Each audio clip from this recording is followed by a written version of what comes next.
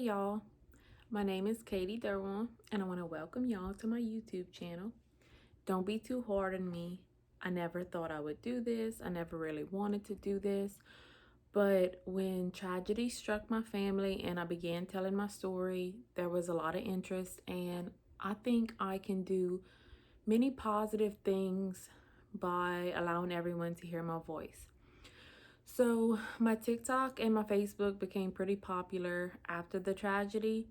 So I decided to start a YouTube channel where I can have more time to share more things. So I'll start off with introducing myself.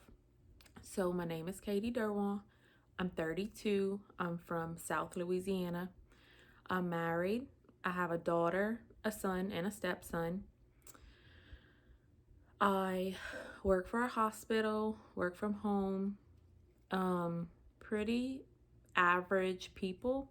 I have 8 brothers and sisters. I have 5 brothers, 3 sisters. Big family, love it. We love. So I'm gonna skip to December 17th, 2021, where this story begins. I'm gonna try not to cry. I've told this story many times. Sometimes I get through it without crying, sometimes I don't. I'm gonna try hard. So my 3 youngest siblings are Lindy, Christopher, and Cameron. Lindy was 20 years old, Christopher was 17 years old, and Cameron was 15 years old. On December 10th, 2021, Christopher let my mom know that they had a basketball game in Monroe, but they were not going to be riding on the bus and they needed a parent to bring them. My mom checked with work, and surprisingly, she was able to take off. Usually, she can't take off any time around Christmas because she is a mail carrier and they're crazy busy around Christmas. So, surprisingly, she was able to take off. So, she planned on going. I thought about going with her. I had went to Christopher's 2 previous games before that one, and I really enjoyed watching him. He was really good. The team was really good. They were exciting.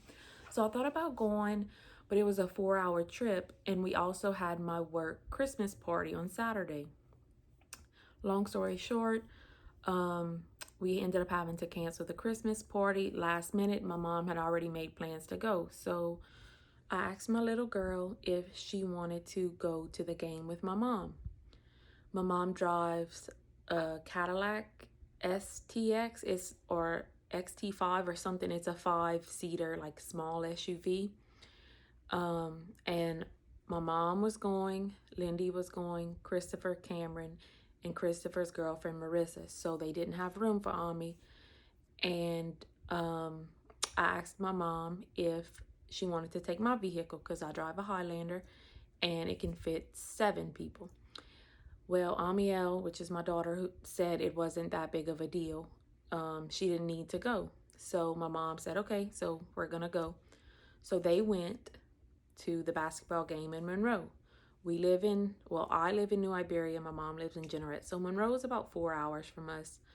I went to my sister-in-law's Christmas party with my husband. My mother-in-law had the kids. Here's a clip from that day. So they went to the basketball game. They won the basketball game. They went to Subway.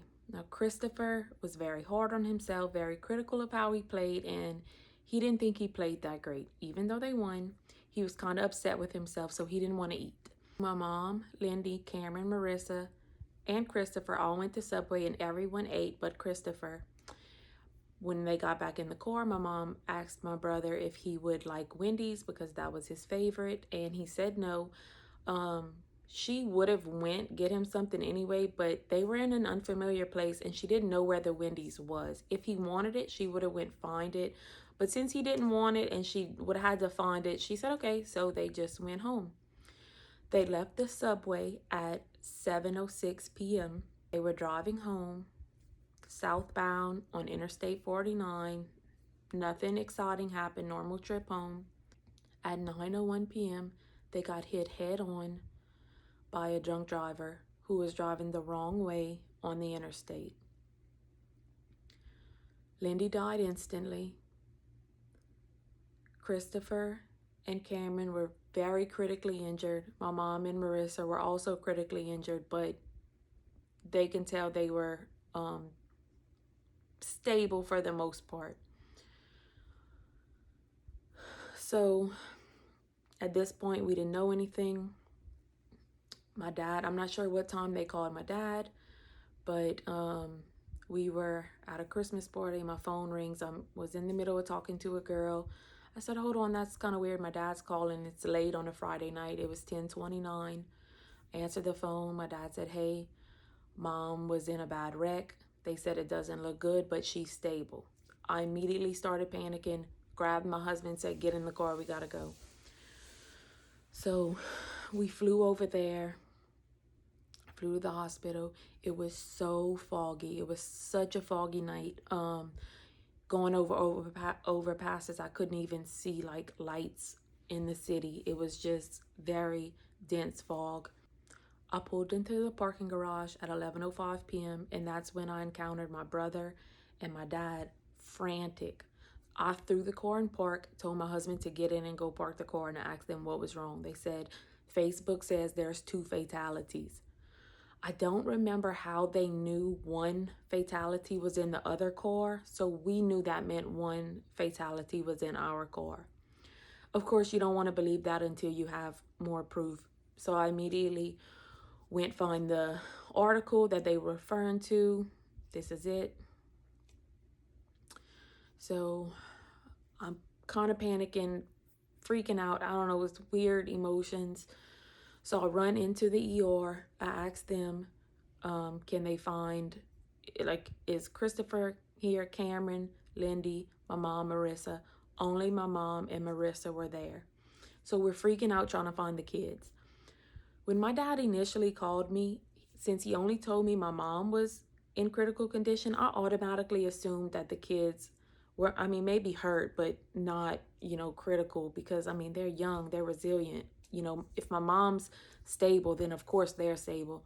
But I started to panic when I couldn't find them. And mostly I was panicking because I was imagining them being hurt in a hospital bed alone. Like I knew no family was with them. So I was freaking out. So we went out in the parking garage because they wouldn't allow us to see my mom. She was in critical condition and she was in ICU. My dad saw her as they were wheeling her in, and he said her eyes were just huge, and she just kept saying, where am I? Where am I? So she didn't know anything that was going on. So my dad gets a call from the state trooper, and he tells my dad that the young blonde driver was the other fatality. Lindy was a blonde. She was young. She was most likely the driver. So I knew it was Lindy, but I did not believe it. Until someone told me Lindy Simmons, I was not believing it. So we're crying, we're freaking out. I'm trying to figure out where they are. The officer told us that they were most likely at Opelousas General because where the crash happened, that was the closest hospital or whatever. So I called my mother-in-law. My mother-in-law thought we needed a driver to drive us home. She thought we ended up drinking and we needed a ride home. Not the case. She answers the phone and we're hysterical. I hand the phone to my husband. I said, tell her what happened. So my mother-in-law, who's a saint, hops in her car, rushes over to the hospital. She makes it there in probably about 50 minutes. That's about how far it is from our house.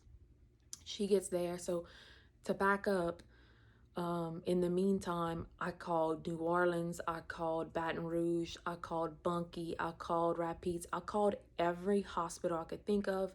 This whole time I'm texting my best friend and she's spitting out hospitals to me. She's Googling every hospital in the area, the vicinity that we knew kind of where the wreck was. I'm calling all of them, cannot find them. So my mother-in-law gets there. She says, get in. Me and my husband get in. We fly to Opelousas General because that's all we had to go on. On the way to Opelousas General, I decided to call one more time. I called and I said, look, I know I just called. I know you told me no one by these names are here, but can you please just tell me if there's patients that were in a bad car accident? She said, yes, we have a young female here. You can come by and identify her.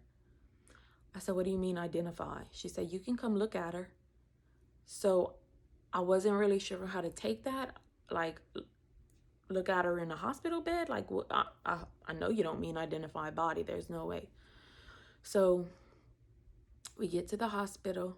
I think it took us about, I think I left the hospital at 11:55 and we got there at 12:05, I believe. I think so. It was so foggy, so we had to drive pretty slow. So I got to the hospital, walked in, found a security guard because there was no one like at a front desk or anything. We asked a security guard to go get, a doctor, a nurse, whatever. A nurse comes out. He was an older man. He said, okay, the young female that I have here is deceased. He said, what do your sisters look like? Well, Lindy has blonde hair. Cameron has like an ombre, so like brown at the top and blonde at the bottom. So I'm like, blonde, brown. I couldn't get it out. So my husband's like, show him a picture. So I show him a picture of Lindy and Cameron. Now, keep in mind, we were already told that the young blonde driver died. So we all kind of thought Lindy passed away, but weren't sure. So when he took me to the back, I'm fully expecting to go see Lindy. I'm panicking. My husband's like, we don't know if it's our family yet. We don't know. But I knew. So, dang it, I knew I was going to cry. So I walk in the hospital room. He opens the door. My mother-in-law walks in first. My husband walks in. I walk in, and there's a white body bag on a hospital bed. Gosh.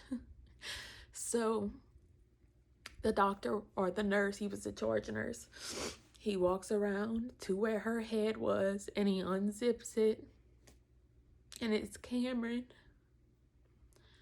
my 15-year-old baby sister.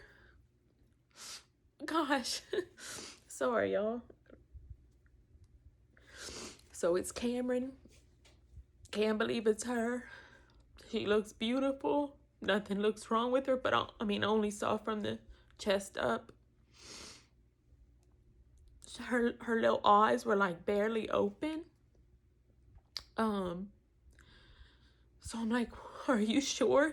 Are you sure she's gone? She looks fine. What's wrong with her? And he said she was doing real bad by the time she got here. There was really not much we can do.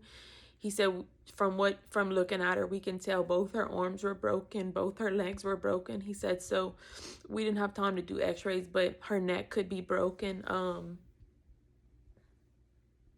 So I called my dad.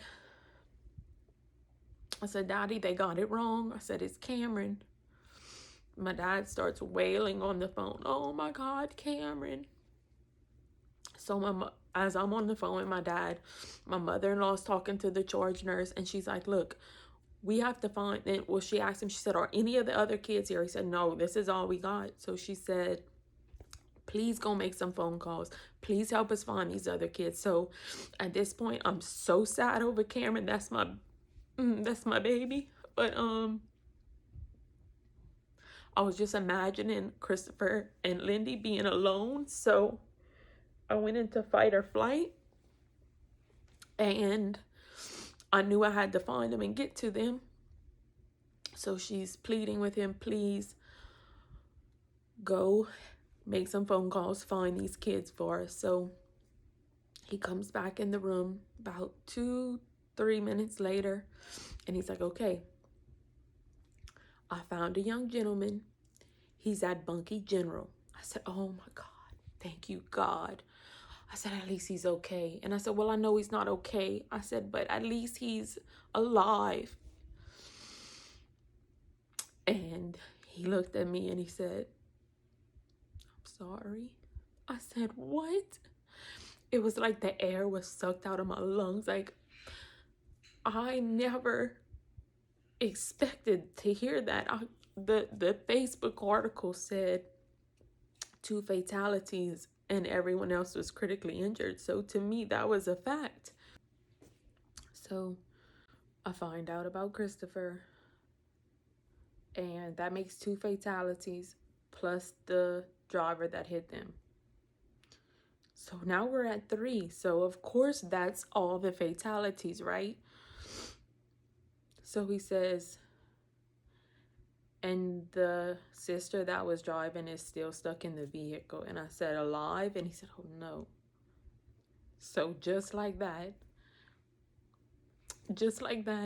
all 3 of them were gone. So I had to identify Cameron's body. I had to give them her name, her date of birth, all of that. He said, you need to drive to Bunkie General and do the same for your brother. So I did. We drove over there. I swear it was like the longest drive ever. And walking into the hospital seemed like an outer body experience, because I knew that I was going to see him and he wasn't alive. Gosh, I'm so sorry for crying. One day I'll be able to tell this full story without crying. I'm doing a lot of therapy to get there. So I walk in and tell him who I am. The nurse leads me to the back, and there's 2 doors into the room. He was like in a big trauma room. It was a really big room. Cameron was in a little room.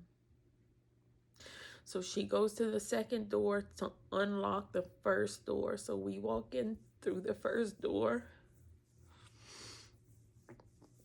and I see the top of his head, and I instantly know it's him, because he has a little mousy brown hair color. And I walked up and I saw the endotracheal tube. I saw his little teeth like clamping on it. He looked fine too, except his nose was really purple. I could tell he had broken his nose pretty bad. But he was just laying there.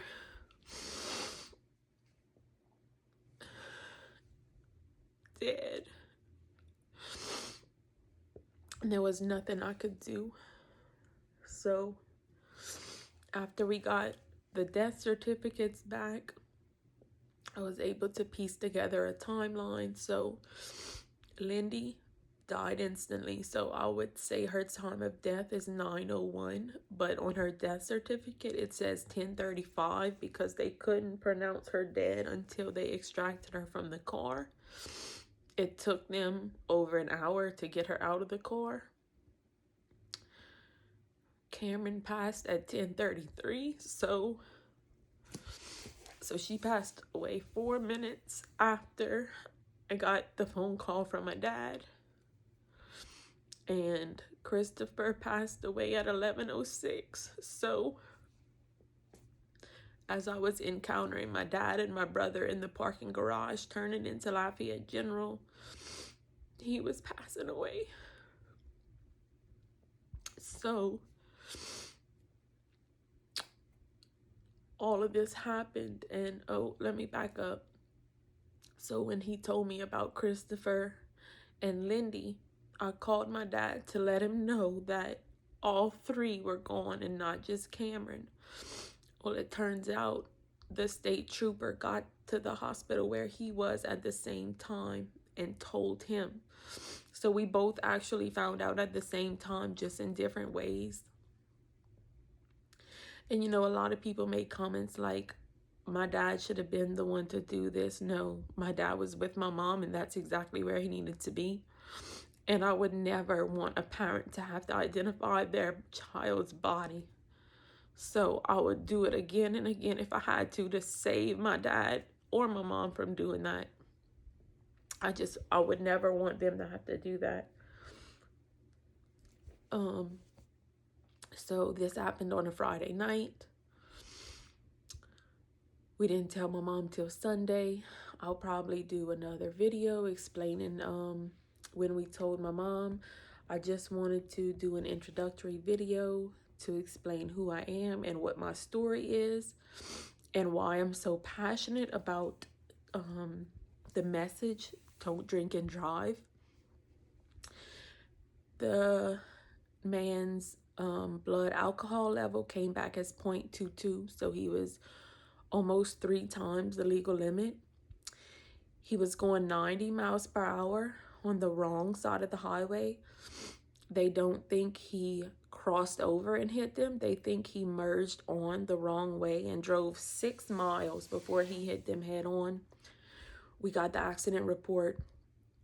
There was actually a retired state trooper that was paralleling him. He was going northbound in the northbound lanes where you should be, and he was paralleling him. That is how we know how fast he was going. And he was on the phone with state police. But he was going so fast, there was nothing he could have, or nothing anyone could have done, really. He put in the police report that other cars were dodging him.